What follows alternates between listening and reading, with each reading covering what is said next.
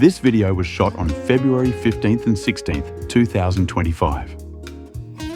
After a really nice ride on Air China's Boeing 747-400, it's time to head back to Australia. Tonight, I'm flying in business class on Singapore Airlines Boeing 787-10, departing from Beijing Capital Airport. Before heading to the gate, I grabbed a quick dinner at a Hunan-style fast food place. Tasted pretty good, but definitely not cheap. 128 RMB, which is about 28 Australian dollars, just for a solo meal. Honestly, McDonald's is still the cheapest option in the whole of Terminal 3. Even now, more than 2 years since the end of the pandemic, there are still barely any international flights out of Capital Airport. It's a mix of things. China's economy hasn't fully bounced back, business travel is still down, European carriers can't use Russian airspace, and a bunch of airlines have moved their flights to dashing. All that has made Capital Airport's international scene feel really quiet. Inside the terminal, there are these fancy, gilded buildings meant for high-end Beijing cuisine. The food looks great, but it's pricey. Think 30 to 50 Australian dollars per dish. Check-in time rolled around, and the economy queue was massive. But over at the business class counter, completely empty. I breezed through check-in and had my boarding pass in hand in no time. Behind this metal sculpture are the departure areas, domestic to the left and international in the center and to the right. After getting into the international zone, first stop is the usual security check. Once that's done, you head downstairs and wait for the APM train that connects with the domestic departure area. The APM stops at T3D first for domestic, then continues to T3E for international departures. At T3E, I had to go to the manual immigration counter to get my exit stamp. There were a few EU tourists in line, along with state-owned enterprise workers and civil servants, carrying official passports for public affairs. By the time it was just before 10 p.m, most of the shops in the international area were already closed, except for the duty-free cosmetic stores. All the luxury boutiques, alcohol shops, and tobacco stores had their shutters down. On a brighter note, the design of T3 international departures is great for plane spotting. I caught some cool views of a couple of Air China Boeing 777-300 ERs just parked out there.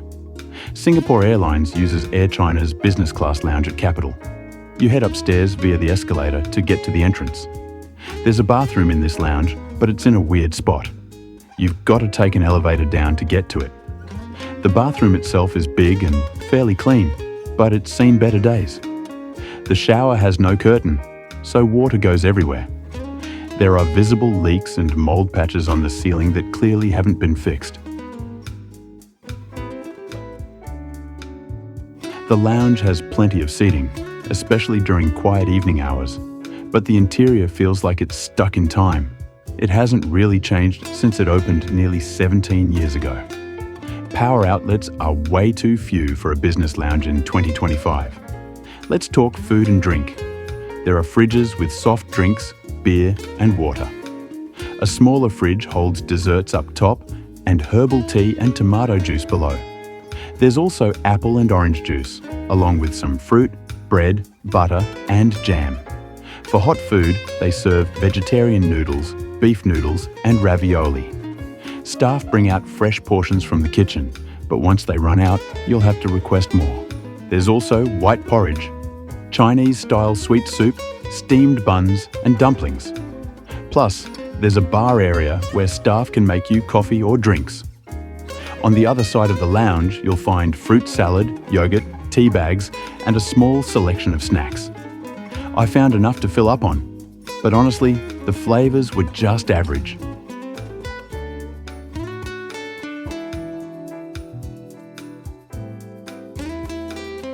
Before heading to the gate, I stopped for a quick photo with this giant Air China mascot in front of the lounge. His name's Buddy Pan. Tonight's flight is operated by Singapore Airlines Boeing 787-10, registration 9VSCG, which was delivered in late 2018. Boarding through the priority lane, I passed a Cathay Pacific Airbus A330-300 parked at the next gate. Only the left boarding bridge was connected to our aircraft today. Once on board, turning left took me into the business class cabin.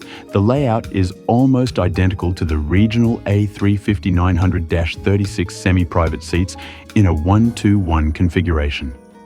My seat was by the window, with a huge armrest on the right. On it, there was a blanket, a pair of slippers, and a pillow. In front of me was a massive screen for the entertainment system, and underneath it, a pull-out dinette table that needed a decent tug to open. Below that was a footrest. On the right side, there was a compartment for safety cards and magazines, and right next to me, the controller for the entertainment system and seat adjustments. There was a power outlet and USB port behind the armrest. Inside the side storage bin were noise-cancelling headphones, menus, and bottled water. The flight attendant came by to greet me with a welcome drink and hot towel, and asked if I wanted my meal after takeoff or before landing. The cabin was nearly full tonight. One small thing to note, this 787-10 doesn't have individual air vents, which might be a deal breaker for some. The safety video started playing and we began taxiing. It took quite a while and we were delayed about 24 minutes before takeoff. But finally, we were airborne.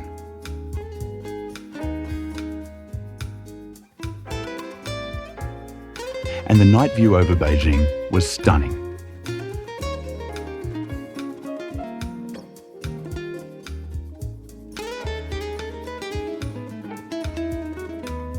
Singapore Airlines offers free Wi-Fi on the 787-10, provided by Panasonic Avionics.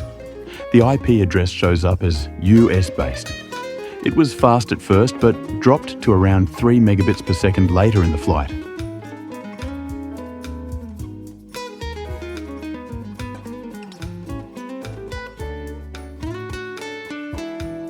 I had pre-booked a meal through Book the Cook, but I also wanted to check out the regular onboard options. The entertainment system was super responsive, with a good selection of European and American satellite TV shows.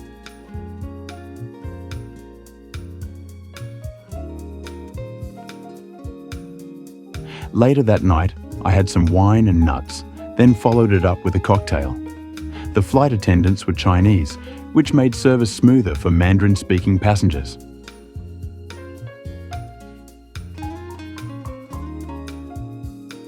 Bathroom time. The lavatory is small, but clean and well stocked with amenities.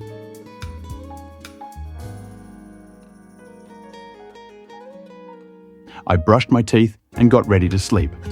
I turned the seat into a flatbed and stretched out for a nap. The flight was smooth with minimal turbulence, and the crew made regular rounds offering bottled water. About an hour before landing, my pre-ordered meal was served. Lion's head meatballs with scrambled egg rice. The meatball was way smaller than what you'd get at a restaurant, not much sauce, and some veggies on the side.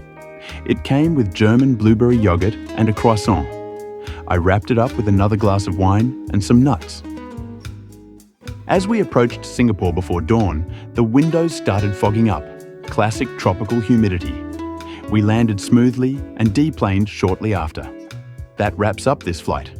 Quick summary, check-in at Capital Airport was smooth, but the international terminal still feels pretty lifeless, even post-pandemic. The Air China lounge is a bit dated and needs maintenance, especially the bathroom. Food and drink options were decent, but not amazing. The 787-10 itself was in great condition, and I found the seat more comfortable than SIA's long-haul A350-900, which I'll be reviewing in the next video. The crew was great, the IFE was solid, and the Wi-Fi was decent, though a bit patchy over China. My pre-booked meal was a bit underwhelming, and I would have loved a small self-serve snack area after the meal service. Thanks for watching this episode of The Flight Review. Up next, Singapore to Melbourne on the long-haul version of SIA's A350-900. Catch you then.